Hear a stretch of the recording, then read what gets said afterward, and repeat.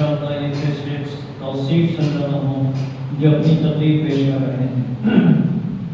آئیے اب میں ایک ایسے طالب علم کو تقریر کے لیے دعوت دینے جا رہا ہوں جس کی شرافت، جس کی خاموشی پورے مدرسے کے اندر مشہور ہے۔ میں اس سے میری مراد سید شاداب علی، سید سراج علی، میں انہیں دعوت دیتا ہوں۔ متعدد شعبہ حفظ سے ان کا تعلق ہے، متعدد مدرسہ عربیہ ترتیل القرآن۔ میں انہیں دعوت دیتا ہوں کہ وہ آئیں، اپنی تقریر کا عنوان روزہ، اس عنوان پہ اپنی تقریر پیش کریں۔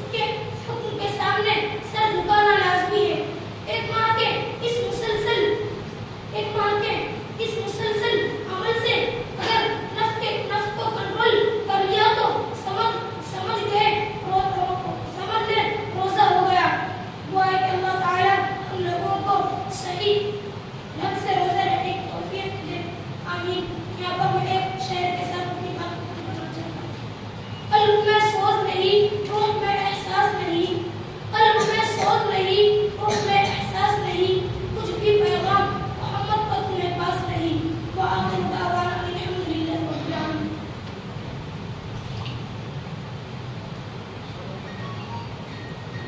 ہیں.